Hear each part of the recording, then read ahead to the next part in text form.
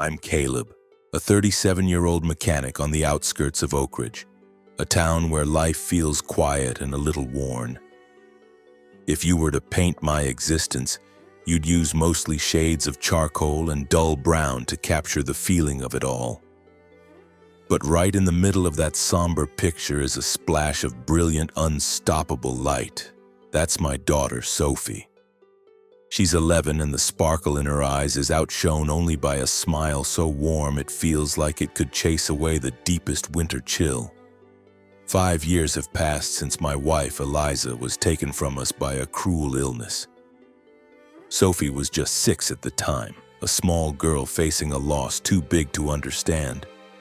That disease didn't just steal the woman I adored, it carved a hollow space into our lives that nothing can ever fill. So now it's just the two of us holding on tight to each other inside the walls of our little house. The scent of engine grease clings to my clothes, a constant reminder of my work, but it always seems to fade into the background when Sophie's bright, clear laughter rings through the rooms. It's a sound that cuts through everything else, even the static from our old kitchen radio.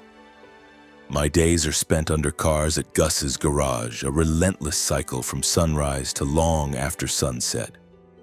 I push myself to the brink, my hands raw and stained, just to stay ahead of the bills that keep coming.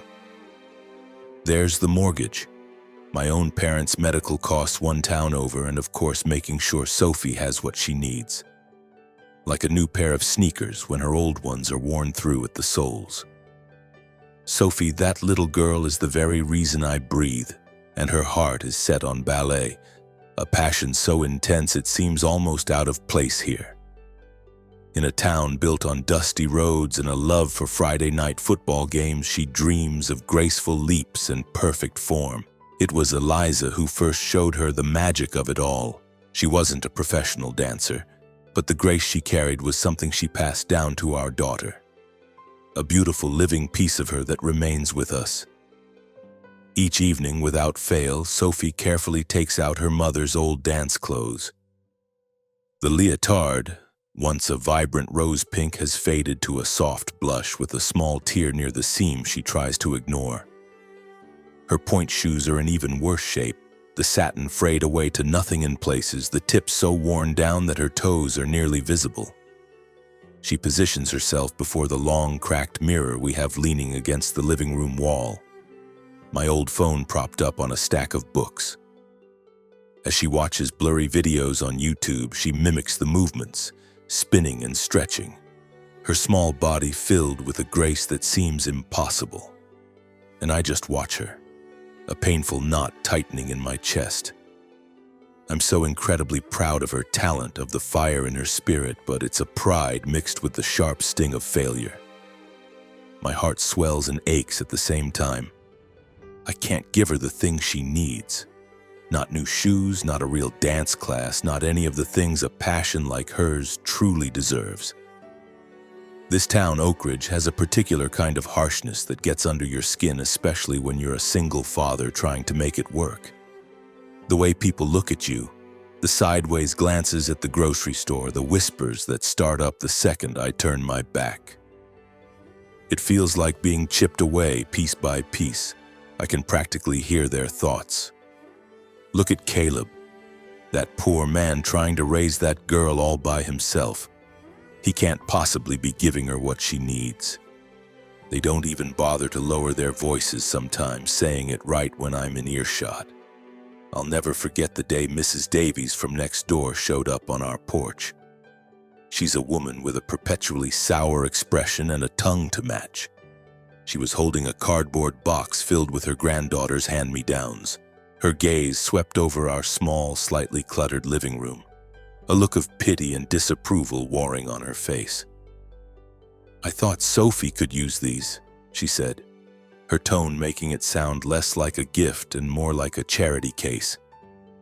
I forced a tight smile, my hands clenching into fists behind my back. "I appreciate the gesture," she continued, her eyes lingering on a stack of unpaid bills on the table. "But she needs more than just your love, Caleb, you know that, right?" I remember Mrs. Peterson at the grocery store, her voice loud enough for the whole aisle to hear. "Such a beautiful little thing," she'd said, looking right at Sophie. "It's just a tragedy she has to grow up in this kind of situation." I felt a hot flash of rage. I gripped Sophie's hand, pulling her away quickly, my face a mask of calm I didn't feel. I didn't want her to internalize those words, to let the casual cruelty of strangers dim the light that shines so brightly within her. My only job is to protect that light. My day starts at 5 a.m. with a cup of coffee so strong it's almost bitter. I spend hours on my feet, my body aching from wrestling with engines and transmissions, my hands permanently stained with grease. But then I get home and I see Sophie. She'll be there under the weak yellow glow of our living room lamp, practicing her ballet. I force a smile, pushing down the weight in my chest, because she deserves to see me happy. She deserves so much more than what I can give her: a real stage, a real teacher, a chance to let her talent truly blossom instead of being confined to the clumsy confines of our small house. But the money is a constant, suffocating pressure. The bills are relentless, and every month I send what I can to my parents for their prescriptions. They never ask how we're doing. Their calls are mostly lists of their own ailments and complaints. For a long time, I held on to the belief that if I just worked a little harder, took on one more shift, I could somehow break through and give Sophie the life she was meant to have. The truth, though, is that Oak Ridge, and maybe the whole world, felt like it was built to keep people like us down. One evening, I was hunched over the kitchen table, staring at an overdue electric bill that seemed to be mocking me, when Sophie wrapped her arms around my neck from behind. "Daddy," she said, her voice trembling with a breathless excitement, "I want to enter the American Ballet Challenge." I looked up right into her hopeful, shining eyes and felt my heart seize up in my chest. The American Ballet Challenge. It was a name I knew, a prestigious competition where the most promising young dancers in the country competed. These were girls from wealthy families with private coaches and shoes that sparkled under the stage lights. How could my Sophie, with her worn-out leotard and cracked mirror, ever hope to stand on that stage? How could I, a mechanic with barely enough cash to last the week, possibly make that happen? But looking at that smile, the pure, undiluted hope on her face, I couldn't crush it. I just couldn't. "Okay, sweetie," I heard myself say, the words coming out before I could stop them. My own voice sounded hollow, but I hoped she didn't notice. "We'll figure it out. I'll find a way." Later that night, long after Sophie was asleep, I sat alone in the living room, the darkness pressing in on me. My eyes were fixed on that tattered pink leotard draped carefully over the back of a chair, waiting for morning. How was I going to keep my promise? I knew that for Sophie to have even a sliver of a chance, I needed a genuine miracle. And then, it seemed like one had arrived, or at least I let myself believe it had. The news came in a phone call. My parents, who had barely given us a second thought in years, had won over $200,000 in the state lottery. I can still picture it perfectly. Standing in the garage, the phone pressed to my ear, listening to my mother's voice. It was giddy, filled with the kind of breathless excitement I'd never heard from her in my entire life. "Caleb, you need to bring Sophie over for dinner this weekend," she chirped, a complete departure from her usual calls, which were always clipped and focused on her latest health complaint or a brief, obligatory question about our well-being. The sudden invitation caught me off guard, but I couldn't stop a little flame of hope from igniting inside me. Maybe this was it. Maybe my parents, who had always been so distant, were finally ready to bridge the gap between us. When I told Sophie, her face lit up. Her brown eyes, so much like her mother's, were sparkling. "Daddy, can I wear the blue dress Mom bought me for my birthday?" she asked, her voice full of pure, uncomplicated joy. I nodded, forcing a smile. I tried to keep my own expectations in check, telling myself not to hope for too much. Even if it was just a simple family dinner, seeing Sophie that happy was more than enough for me. That Saturday, Sophie and I boarded a bus for the 2-hour trip to the next town over. The bus rattled and swayed, carrying us toward the old wooden house where I'd spent my childhood.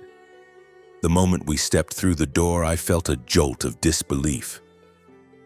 The house was unrecognizable. Shimmering gold ribbons were draped over the doorways, and the dining room table, usually covered in old newspapers, was now draped in a crisp white tablecloth.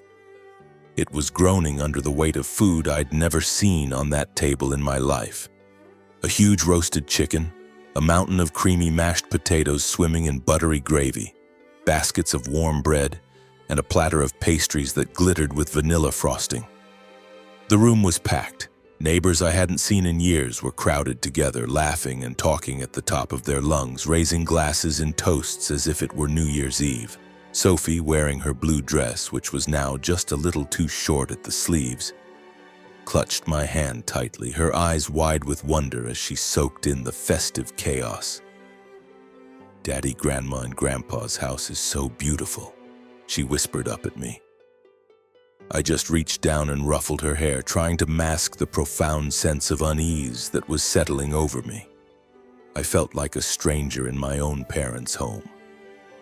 Right in the middle of all the noise, my father stood up. He tapped a spoon against a wine glass. I'd never seen him drink wine before in my life.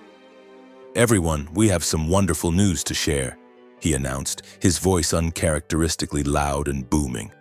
"My wife and we just won the lottery, over $200,000. The room exploded. The applause was deafening, a wave of noise that seemed to shake the old house.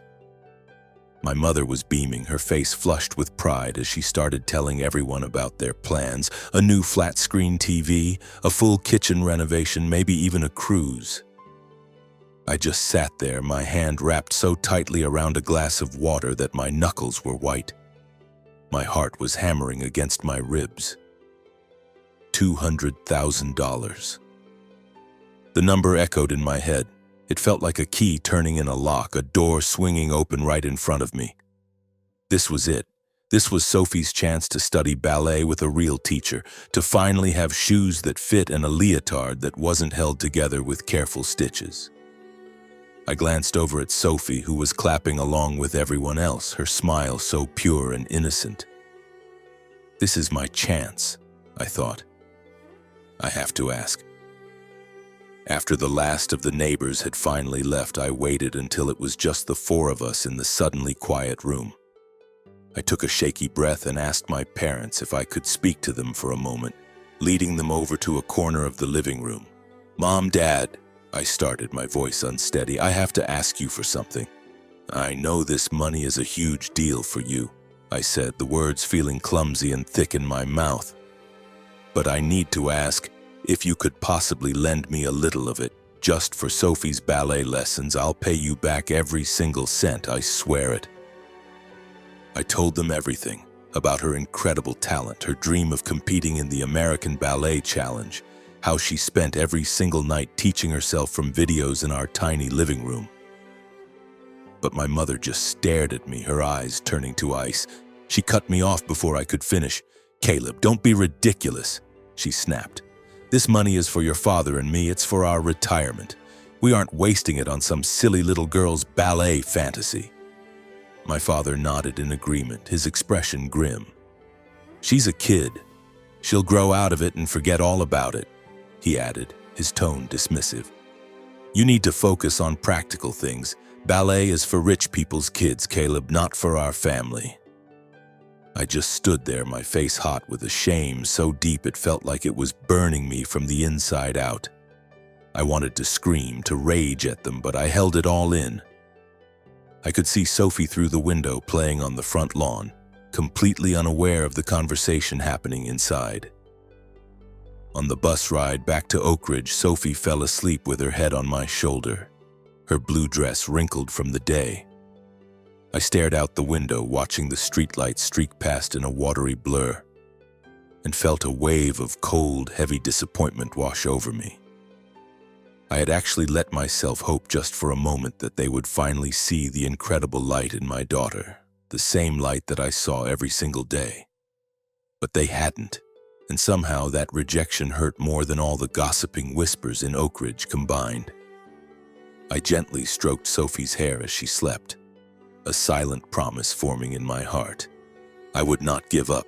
I would do whatever it took to get her on that stage, even if she had to dance in her patched-up leotard and shoes that were falling apart.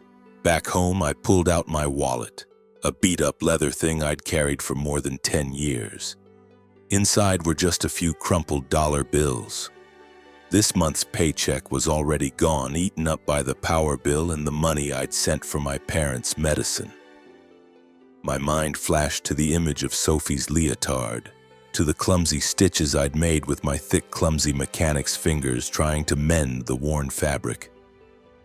I will make this work, I repeated to myself, a desperate mantra, even though I had absolutely no idea how. The next morning, I gathered every last bit of courage I had and walked into Gus's office at the garage. "Gus," I started, my voice barely above a whisper. "I need to ask if I could possibly get an advance on a few months' pay." He looked up at me, his weathered face filled with a genuine sympathy that was almost harder to take than a flat-out no. But his expression was also tinged with helplessness. "Caleb," he said, his voice soft, "you know how business has been. I wish I could help you, I really do, but..."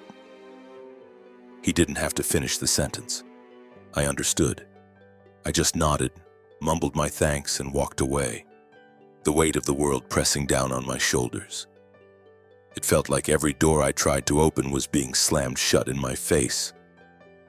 But Sophie wasn't giving up, so how could I? I started picking up extra work at night, doing repairs for some of the local street racers out by the old airfield. It was risky, unstable work, but it paid in cash, right then and there. Every single dollar I made went into an old coffee can I kept hidden in the back of my closet. I was going to get Sophie to that competition one way or another. Through it all, Sophie herself remained as bright and steady as the sunrise. She practiced for hours every single day, creating her own choreography. It was a dance, she explained to me, that was built from memories of her mother. "Daddy, I want this dance to be for Mom," she said, her voice quiet but filled with a fierce resolve. It's about how she never stopped smiling, even when things were really hard. I looked at my daughter, my heart a painful mix of overwhelming pride and a deep, aching sadness. That night, I sat under the weak glow of the living room lamp with a needle and thread, carefully mending the tears in her leotard. My hands, so used to the heft of a wrench, were clumsy with the delicate work. I pricked my fingers more than once, small drops of blood welling up, but I didn't even think about stopping. I wanted her to walk onto that stage feeling proud, even if her costume couldn't hold a candle to the glittering custom-made leotards the other girls would be wearing. As the registration deadline for the American Ballet Challenge loomed, I had finally painstakingly saved up enough cash. It was just enough to cover the entry fee and the round-trip bus tickets to the city. I never told Sophie about the sleepless nights I'd spent working, about the new, deeper calluses on my hands, or about the cruel words her grandparents had thrown at me. I just held her close and said, "You're going to be amazing, Sophie. I believe in you." But on the inside, I was gripped by a cold, sharp fear. Could a girl with worn-out shoes and a mended leotard really hold her own under the glare of those lights? Could I, just a mechanic trying his best, give her the strength she would need to face it all? I had no idea. But I knew one thing for sure. I would not let my daughter face this alone. The day Sophie walked onto that stage for the American Ballet Challenge, I swear I could feel the weight of the entire world settling onto my shoulders. I stood in the wings, my heart pounding a frantic rhythm against my ribs. We'd taken an overnight bus to get there, and Sophie had clutched her old canvas duffel bag the entire way. Inside was her carefully folded leotard and the point shoes that were so frayed the pink satin had worn away completely in spots. She sat next to me, her eyes bright with anticipation, silently going over the steps of her dance in her head. She seemed completely oblivious to the kind of scrutiny that was waiting for her just beyond the bus station doors. I, however, knew exactly what we were about to face. We were stepping into a world where we didn't belong. A world of $1,000 costumes, brand new satin shoes, and girls who had been sculpted by the best dance teachers money could buy. But then Sophie squeezed my hand and looked up at me. "Daddy, I'm not even scared," she said, her voice steady. All I could do was nod, even though my own heart was hammering so hard I thought it might break right through my ribs. The lobby of the performance hall was a sea of people. It was overwhelming. Parents dressed in expensive suits and designer dresses drifted past us, clutching coffee cups from fancy cafes and casually dropping the names of prestigious schools like Juilliard and the Royal Ballet Academy. I saw their eyes flick over to us, taking in my worn work jacket and Sophie's simple dress. Their gazes lingered for a moment before they turned away, their expressions a mixture of pity and dismissal. It was a look I knew all too well. I felt a familiar hot flush of shame and anger, but I pushed it down, pulling Sophie a little closer to my side. I wouldn't let them see how much it stung. Sophie, in her faded coat and scuffed sneakers, looked completely out of place, like a little brown sparrow that had accidentally wandered into a flock of elegant white swans. I guided her toward the dressing rooms, a chaotic whirlwind of motion and noise. The other girls were all preening in front of brightly lit mirrors, their costumes sparkling under the lights, each one a confection of rhinestones and glittering sequins. And then there was Sophie's leotard, the faded pink hand-me-down from her mother. Next to all this opulence, it looked like something you'd find in a dusty corner of a second-hand shop. I saw the other girls staring. They would glance at Sophie, then lean in to whisper to each other, their faces breaking into little smirks. One of the mothers, a severe-looking woman with her hair pulled back in a tight bun and pearls gleaming at her ears, walked past us. She didn't even try to lower her voice. "My goodness," she sniffed. "What is she wearing? That thing looks like it's from another era." My hand tightened on Sophie's shoulder, a primal urge to protect her from their casual cruelty rising up in me. But Sophie just kept her chin up, her focus entirely on the performance ahead. It was like she was surrounded by a bubble of concentration that their disdain couldn't penetrate. Right before it was her turn, I knelt down in front of her. "I'll be right out there in the back row watching the whole time," I told her, my voice thick with emotion. "Just dance for yourself and for your mom. Nothing else matters. If you get up there and you feel scared or uncomfortable for even a second, you just run right off that stage and come find me, okay?" The competition began. One after another, the dancers took the stage, executing their routines with a flawless, professional polish that spoke of years of expensive training. Sophie waited in the wings, her face glowing but her hands shaking just a little. When they finally called her name, she walked into the spotlight. Under the glare of the stage lights, her mended leotard seemed even more conspicuous. My clumsy, uneven stitches felt like they were on display for everyone to see, a bright, shining announcement that we were out of our league. I sat hunched in my seat in the last row, my hands clutching the program so tightly the paper was starting to tear. I could hear the whispers rippling through the audience around me. "Where on earth did that one come from?" a woman's voice hissed from a few seats over. "Look at her costume," someone else snickered. "Her mother must have sewn it herself." "This is the American Ballet Challenge," another man muttered. "Not a school talent show." Every single word was a fresh cut, a sharp, painful jab. I wanted to stand up and scream at them, to tell them to shut up, but I was frozen in my seat, paralyzed by a mixture of fury and humiliation. I just prayed Sophie couldn't hear them. I wanted to leap to my feet, to turn around and shout at their smug, judgmental faces that this was my daughter up there, and that she had more heart and talent in her little finger than they could ever comprehend. But I stayed put. This was Sophie's stage, her moment.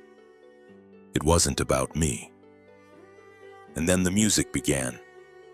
It was a soft, simple piano melody that Sophie had picked out herself. She told me it reminded her of Eliza. The moment Sophie started to move, the entire world around me just melted away. She spun, she leaped, she rose up on the tips of her worn-out shoes, her thin arms stretching toward the lights as if she were about to take flight. Her technique wasn't as flawless as the other girls. You could see the slight imperfections, the lack of professional polish. But her dance had something none of theirs did. It had a soul. Every single movement told a story. It was the story of Eliza, of our life, of all the hard days and the small joys of a little girl's unbreakable love for the mother she'd lost. My eyes started to burn, but not with sadness. It was pure, overwhelming pride. Sophie wasn't just dancing. She was pouring every ounce of her life, her love, and her loss into those 3 minutes on stage. But the audience didn't see what I saw. When the music faded and Sophie took her final bow, the applause was thin and scattered. Worse, it was punctuated by the sound of muffled laughter. I saw a group of girls in the front row covering their mouths, their shoulders shaking with giggles. The judges, their faces blank and unreadable, made a few quick notes on their clipboards and then called for the next competitor. There was no kindness in their expressions, no acknowledgement of the heart she had just laid bare on that stage. It was a cold, clinical dismissal. I overheard one of the parents near me say, loud enough for half the row to hear, "Self-choreographed? What a joke!" My hands clenched into fists, my fingernails digging so hard into my palms I thought I might draw blood. I was fighting a losing battle to keep my rage from spilling over. A moment later, Sophie came running off the stage and threw her arms around my waist, her face flushed and triumphant. "Daddy, I did it!" she gasped, her voice full of breathless pride. I didn't forget a single step. I hugged her back, burying my face in her hair. "You were incredible, sweetie," I whispered, my voice thick. "You were absolutely perfect." But I knew she'd heard them. I knew she'd heard the laughter and the whispers. Her eyes were still shining, but behind the sparkle I could see something else had taken root. It wasn't fear. It was a new kind of resolve, harder and stronger than anything I'd seen in her before. They announced the results that evening. I could hardly breathe as they read through the names, and then I heard it. Sophie Miller. She had made it to the finals. It was something no one in that auditorium, least of all me, had seen coming. One of the judges' notes, which they posted on a board in the lobby, called her performance raw, but possessing a rare and profound emotional depth. They called her an unpolished diamond. I grabbed Sophie and lifted her into the air, tears of relief and joy streaming down my face. But the happiness was short-lived. A cold dread quickly settled back into my stomach. I knew the finals would be a whole different level of competition. The scrutiny would be even more intense, the judgment even harsher. And Sophie would have to face it all over again. I looked down at her, her small hand still gripping mine, and I wondered if I had what it took to shield her from the cruelty of this world. Or if I couldn't shield her, if I could at least help her become strong enough to face it on her own. After what felt like an eternity of nervous anticipation, the day of the finals finally arrived. It was April and we were in Tampa, Florida.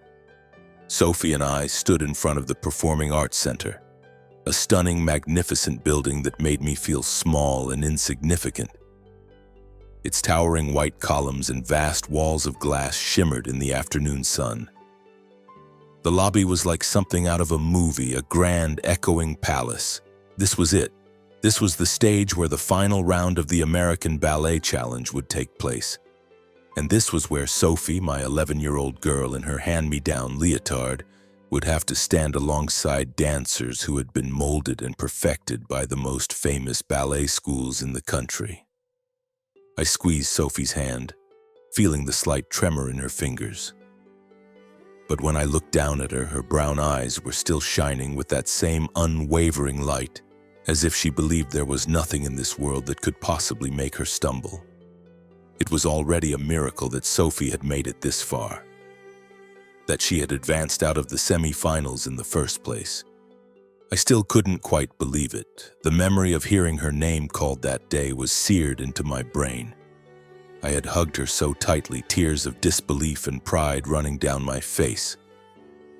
My Sophie, with her battered shoes and her homemade dance, had somehow managed to beat out hundreds of other girls, all of them with years of professional training under their belts. But the finals in Tampa felt like a whole new level of impossible. Her competitors now were the best of the best, girls with perfect form, coached by world-renowned instructors, dressed in costumes that probably cost more than my car. Back in the dressing room, I watched Sophie pull her dark hair into a ponytail with a stretched-out elastic band. Her faded pink leotard, with my awkward, uneven stitches still visible, looked so fragile and out of place. I opened my mouth to say something, anything to encourage her, but the words got stuck in my throat. Then she turned to me, a smile breaking across her face that was as bright and warm as the spring sunshine outside. "Daddy," she said, her voice full of confidence, "I'm just going to go out there and dance with everything I have." All I could do was nod and pull her into another hug, trying my best to hide the fear that was eating away at my insides. The stage itself was breathtaking, a vast expanse of polished wood under a galaxy of dazzling lights. The rows of seats seemed to stretch on forever into the darkness. I found my seat way in the back, clutching a new program, and listened to the same condescending whispers start up all over again. "Oh, look, it's that girl in the raggedy costume again," a woman murmured from the row behind me. "It's like she's doing it on purpose for attention or something," another one added with a snide little laugh. I bit down hard on my lip, trying to tune them out, but every word felt like a physical blow. Then Sophie walked onto the stage. She looked so small out there, but her posture was straight and defiant. I could hear the faint creak of her worn-out shoes against the polished floor. The music started, that same soft piano melody that held so much meaning for her. The moment Sophie began to dance, the rest of the world disappeared. Her performance wasn't just a series of steps, it was a story unfolding.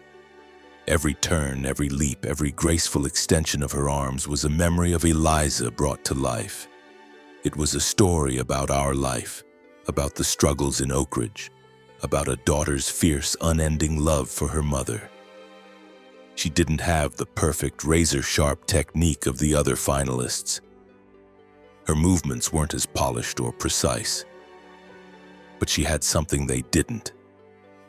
She had a soul that she was bearing for everyone to see. And then I noticed a change. The whispers died down. The audience grew still. Here and there I saw people leaning forward in their seats. A woman a few rows ahead of me discreetly wiped at her eyes with a tissue. Sophie finished her dance with one final poignant pose, her arms spread wide as if she were trying to embrace the entire theater. I jumped to my feet, clapping so hard my palms burned, my cheers echoing in the vast, quiet space. But the applause from the rest of the audience was polite at best, thin and hesitant. It was mixed with more of those cold, dismissive stares. "Well, it certainly had emotion," the woman behind me commented to her companion, shaking her head. "But that technique, oh dear." I wanted to stand on my chair and scream at all of them. I wanted to tell them that my daughter had taught herself every single one of those moves, that she had fought against everything this world had thrown at her just to be on this stage. But I just sank back into my seat and buried my face in my hands, fighting to keep my own tears from falling. They announced the winners that evening. Sophie's name wasn't called. First prize went to a 13-year-old girl from a famous Boston dance academy. Her routine had been choreographed by a teacher who had once danced with the New York City Ballet. Sophie stood beside me, her hand still tucked in mine. The bright smile had faded from her face, but it wasn't entirely gone.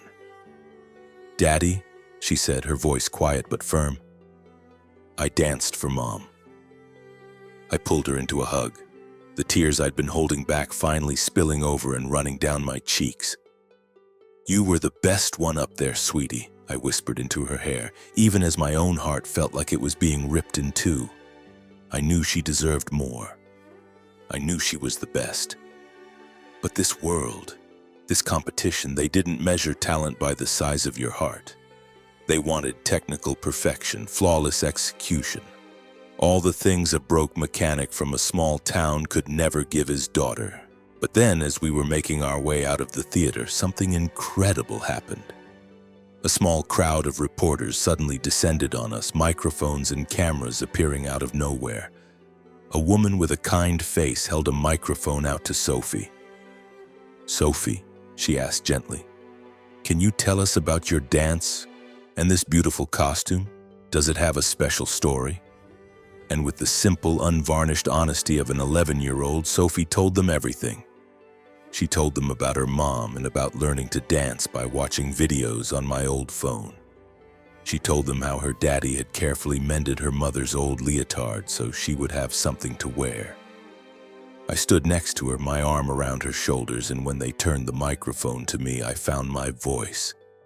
I told them about the sleepless nights, the extra shifts, the constant struggle. I told them about Sophie's unshakable dream and about the cruel whispers and judgmental stares we faced back home in Oak Ridge. I never imagined for a second that our small story, our quiet struggle, would resonate with anyone. The next morning, the first rays of sunlight were just starting to filter through the thin, cheap curtains of our motel room when my phone started buzzing. It was vibrating so frantically on the bedside table I thought it was going to jump right off. I groaned, assuming it was just a string of texts from Gus asking me to cover another night shift at the garage. But when I finally picked it up, the screen was filled with notifications. Dozens of them, messages from names I didn't recognize, emails from addresses I'd never seen, texts from a flood of unknown numbers. And then I saw it. A news alert had popped up on my screen. The headline read, "Little Girl in Pink steals the show at American Ballet Challenge." It was from a major news outlet. My hand was shaking as I tapped the link, and there she was. A huge photo of Sophie standing on that magnificent stage in her faded pink leotard, her arms spread wide, her eyes burning with passion. My throat went tight as I read the article. It told her whole story, how she'd taught herself to dance with online videos, how she was wearing her late mother's mended leotard, and all about me, the mechanic father who had worked day and night to get her there. "Sophie," I said, my voice cracking. She was sitting on the edge of her bed watching a recording of her performance on my phone. "Sophie, you have to see this. Sweetie, you need to look at this," I said, my voice trembling. She hopped off the bed and ran over, her dark hair still a sleepy tangle around her face. I handed her the phone. She read the headline out loud, her voice full of wonder. "Little Girl in Pink. Daddy, they wrote about me." She scrolled through the article, her brown eyes growing wider with every word. Then she suddenly threw her arms around my neck, hugging me so tight I could barely breathe. "Daddy," she whispered into my shoulder, "they said you're a hero. They said I made people cry." She let out a little laugh, but I could see the tears shining in her eyes. They weren't tears of sadness, though. It was something else, something bigger.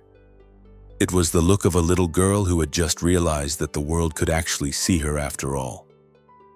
My hands were still shaking as I opened up my social media app. My heart almost stopped. Thousands of people were posting about Sophie using a hashtag, Tampa Ballot Girl, that was apparently spreading like a brush fire. I scrolled through the posts, my vision blurring. One person had written, "This little girl is living proof that real talent doesn't come from money or fancy schools." Another had shared a link to the article with the comment, "Her dad is the real MVP here, a father who would do anything to make his daughter's dream come true." My phone started ringing then. It was a number I didn't recognize from a New York area code. I hesitated for a second before answering. "Hello?" I said, my voice raspy. "Am I speaking with Caleb Miller?" a woman's voice asked. It was crisp and professional. "My name is Catherine Pierce. I'm the artistic director of the American Ballet Theater's Jacqueline Kennedy Onassis School. I saw your daughter's performance last night, Mr. Miller. And I was absolutely captivated. There were even grainy videos that people in the audience had taken showing clips of Sophie's dance. The comments underneath were filled with things like, "I was there. I was bawling my eyes out watching her perform." My own eyes stung as I read post after post. It wasn't just the praise that got to me, it was the feeling, for the very first time, that the world was finally seeing my daughter for who she was. They were seeing her with admiration, not with pity or judgment. Then the phone rang again. It was another number I didn't recognize. A woman's kind, gentle voice introduced herself as a representative from a local Tampa charity. She said they had read our story in the paper and had been incredibly moved. They wanted to offer Sophie a full sponsorship. "We want to make sure she has the chance to train professionally," the woman said, "whatever she needs." I sank down onto the edge of the motel bed, my hand shaking so badly I could barely hold the phone. "Thank you," I managed to choke out, completely at a loss for words. But that was only the beginning. A few days after that, someone started an online fundraising page for her. It was called Sophie's Dream Fund. I watched in a state of total shock as the donations started pouring in. $10,000, then $50,000, then it jumped to $200,000. Within 3 weeks, the total had climbed to an unbelievable $950,000. I would log into my bank account and just stare at the number, watching it grow, feeling like I was trapped in the most vivid, impossible dream. It couldn't be real. But it was. I was sitting back in our tiny living room in Oak Ridge, staring at the numbers on my phone screen when I finally broke down. For the first time in years, I cried.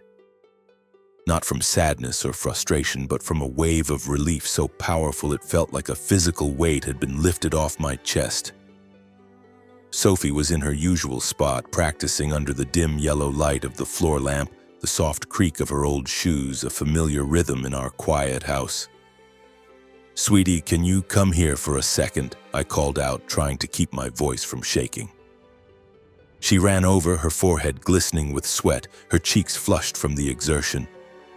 I turned the phone screen toward her and tried to explain what had happened, that people from all over the world, strangers who had been touched by her story, had all come together to help her. She just stared at the screen, then looked up at me, her mouth hanging open. She was completely speechless. "Daddy, is this for real?" she finally whispered, her voice cracking. "Does this mean I can really go to a real ballet school?" I nodded, pulling her into a hug and holding her tight, feeling the warmth of her small body against my chest. "See, Sophie?" I whispered into her hair. "The whole world is cheering for you. You did something amazing." She hugged me back, her own tears soaking through the thin fabric of my t-shirt, but through the tears she was smiling. It was a smile as bright and brilliant as the Florida sun, a smile so full of hope and joy it felt like all the years of struggle had just melted away in an instant. That night, Sophie and I sat together on our old lumpy sofa, sharing a pizza from the place down the street, a rare luxury for us. She chattered on and on, her words tumbling out in an excited rush. all about the famous dance school in New York she'd always dreamed of attending, about finally getting a pair of brand new point shoes, about learning all the incredible moves she'd only ever been able to watch on a tiny screen. I just listened, my heart feeling lighter than it had in years. That money, nearly $1 million. It was more than just a way to pay off our debts, buy some new clothes, or finally fix the leaky roof. It was a ticket for Sophie, a ticket to a whole new life, a world where she could get the best training, where her raw, beautiful talent could finally be polished and perfected. I looked over at my daughter, who had reached out to take my hand, and I knew that even though she hadn't won a trophy in Tampa, she had won something so much bigger.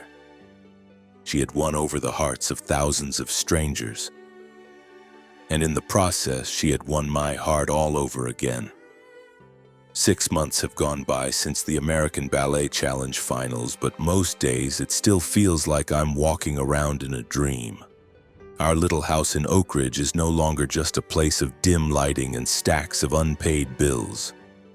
That incredible sum of money from the fundraising campaign has changed absolutely everything.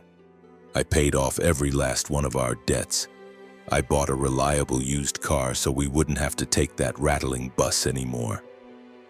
I hired a roofer to finally fix the leak that had been plaguing us for years. And I bought Sophie a brand new pair of point shoes. They were made of gleaming white satin, and when I gave them to her, she just clutched them to her chest, her eyes sparkling as if she could see her whole future reflected in their shiny surface. But the most important change, the one that still makes my breath catch in my throat, is that Sophie is now a student at one of the best dance schools in New York City. She's training with teachers who have danced on the world's biggest stages. Every weekend, I make the drive from Oak Ridge to the city to pick her up, and when I stand outside the studio and watch her through the big glass window, seeing her spin and leap with a new polished grace, I feel a wave of pride so intense it almost knocks me off my feet. She still has that same bright smile, that same pure spirit, but now there's a quiet confidence in her movements, a self-assurance I'd never seen before. But life is never that simple, is it? One afternoon, I was sitting at the kitchen table going over the tuition payment I was about to send to Sophie's school, when the doorbell rang. It was a sharp, insistent sound that made me jump. When I opened the door, my parents were standing on the porch. For a second, I just stared at them. They were the last two people on earth I ever expected to see. I hadn't spoken to them since that disastrous dinner party at their house, since the day they'd refused to help Sophie. My mother's hair seemed grayer than I remembered. She was wearing a faded, pilled sweater, a far cry from the fancy new clothes she'd been showing off after her lottery win. My father stood behind her, his shoulders slumped, looking like he was carrying the weight of the world. He wouldn't meet my eyes. "Caleb," my mother began, her voice hesitant and small. Can we come in for a minute?" I stepped aside and let them in, but a cold, hard knot was forming in my stomach. I could still see them so clearly in my mind, standing in their newly decorated living room, bragging about their $200,000, laughing at Sophie's silly ballet fantasy, and telling me to be more practical. They sat down stiffly on the sofa, and my mother started to talk. The lottery money, she explained, was all gone. They had spent it all. A bigger TV, a new kitchen, a few fancy trips. They'd lived as if the money would never end. But it had, and now they were right back where they started, only this time they were drowning in debt. They had come to ask me for help. "Caleb," she said, looking around our small, neat living room. "You have money now, don't you? We saw it in the papers. We just need a little something," she continued, her gaze still fixed on the floor, "just to help us get through this rough patch." I just looked at them, a heavy pressure building in my chest. The memories came flooding back, all those sleepless nights spent working under cars, the feeling of my fingers raw and bleeding as I tried to mend Sophie's leotard, The sting of our neighbors' pitying looks and the sharp, bitter memory of my own parents turning their backs on us when we needed them the most. "Mom, Dad," I said, my voice quiet but steady. "I came to you.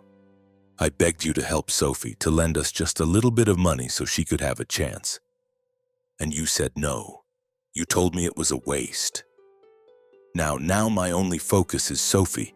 It's her future, her dreams, that's all that matters." My mother started to cry, her shoulders shaking. My father just bowed his head even lower, his silence a confession of his own shame.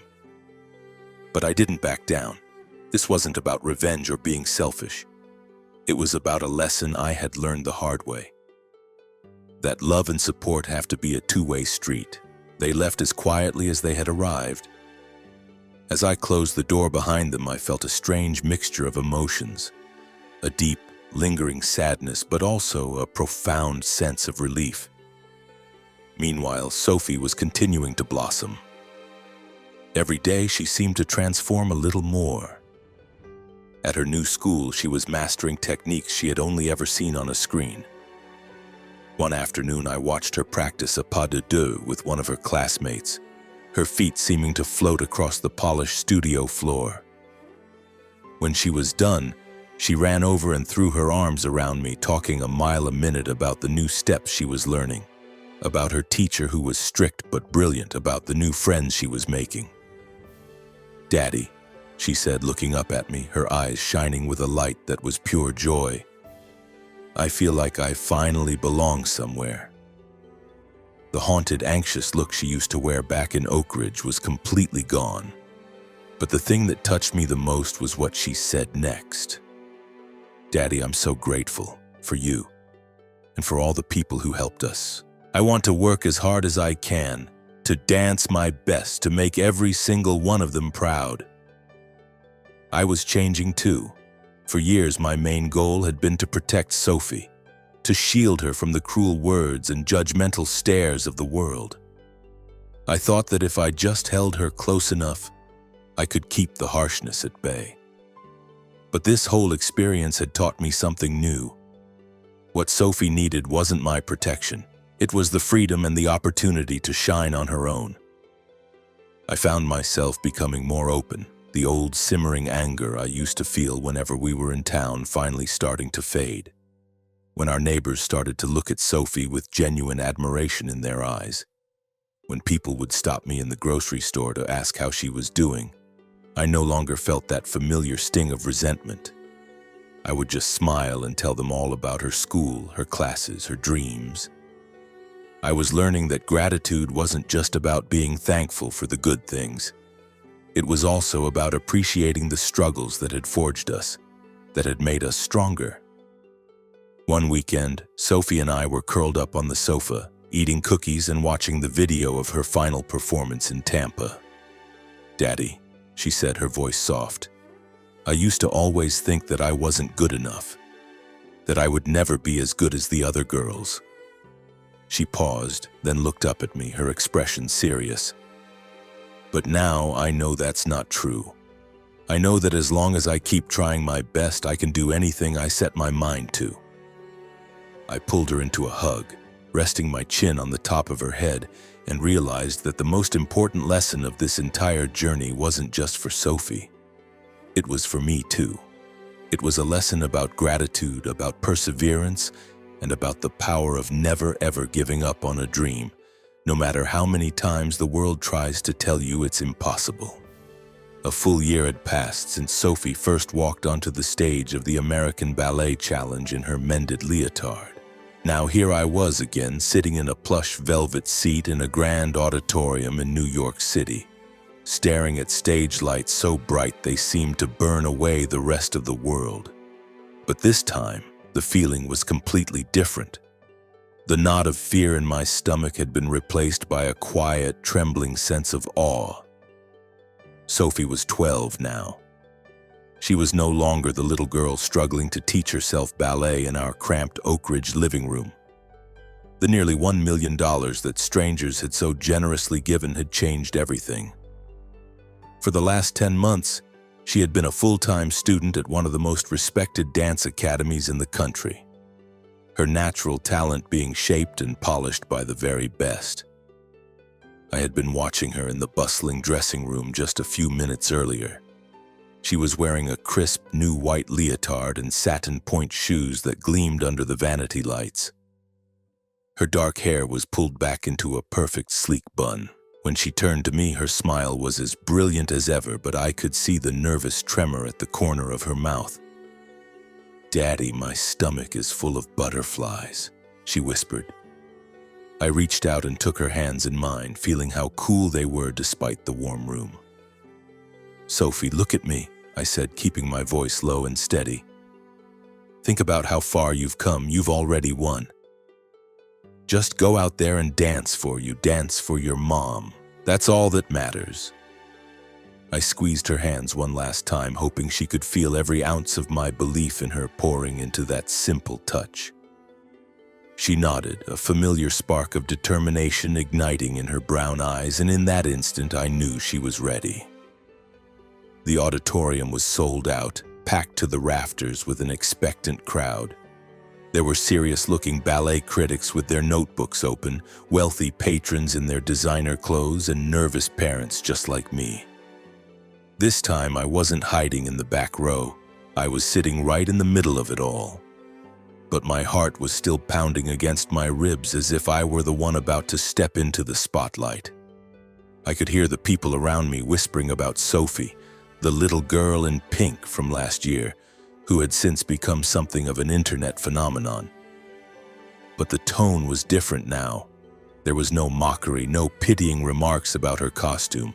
Instead, their voices were filled with a buzzing curiosity, with a palpable sense of anticipation. "I heard she's been training with one of the best schools in the city," one woman murmured to her friend. "I can't wait to see what she can do now," the other replied. I clutched the glossy program in my hands, my knuckles white, trying to breathe through the overwhelming surge of pride and nerves that was rising in my chest. This was it. When the announcer called Sophie's name, a hush fell over the entire theater. She walked onto the stage, her posture confident and poised, her small frame illuminated by a single brilliant spotlight.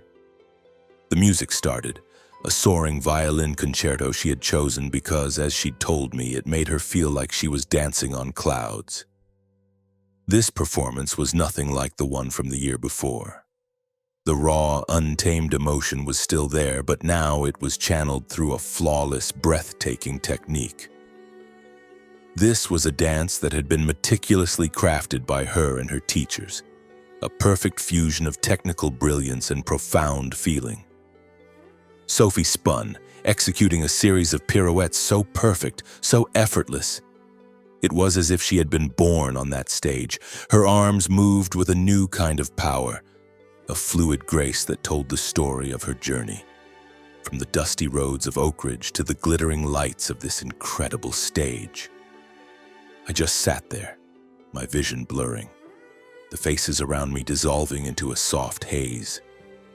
The tears that filled my eyes weren't for the struggles we had overcome.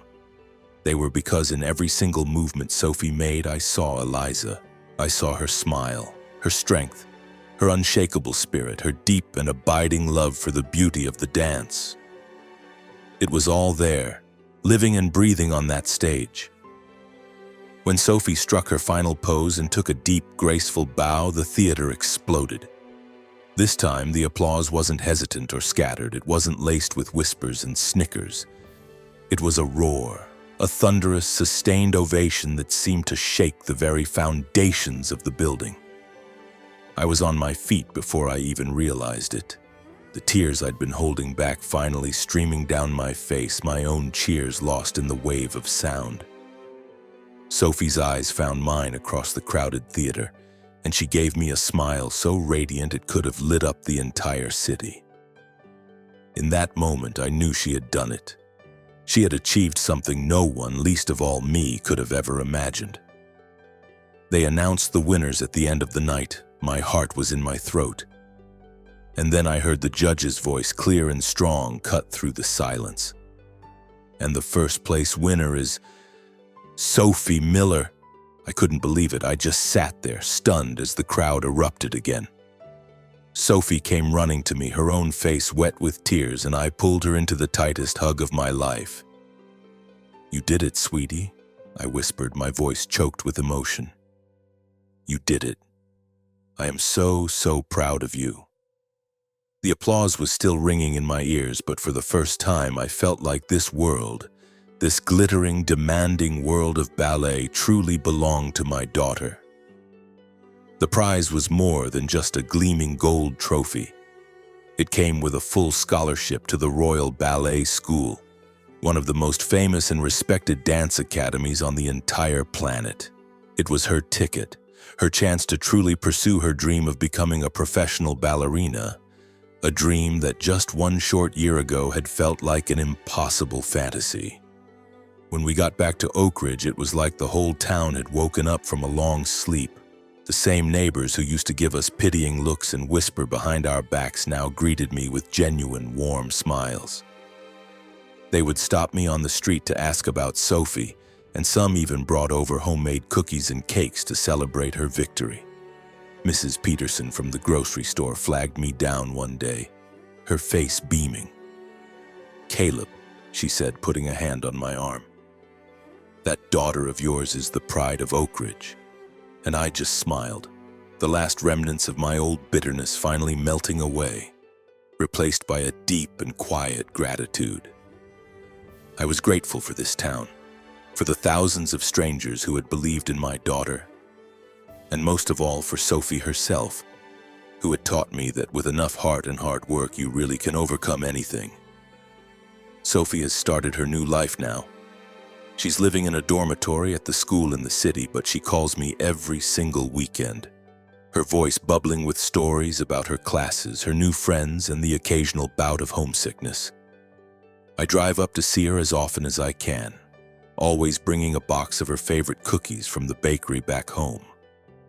I'll sit for hours in the corner of the studio just watching her dance, my heart full to bursting. Every single step she takes, every graceful turn, is a reminder of the incredible journey we've been on together. From the darkest days and the cruelest whispers to the blinding brilliance of that New York stage. I know her path from here won't always be easy. There will be new challenges, new obstacles to overcome. But I also know with a certainty that settles deep in my bones that my daughter is strong enough to face anything that comes her way. And as for me, I'll be right here just like I've always been. I'll be her anchor, her biggest fan, the most steadfast father I know how to be. I'll be here watching with pride as my daughter soars as high and as far as the wings she has earned can possibly take her.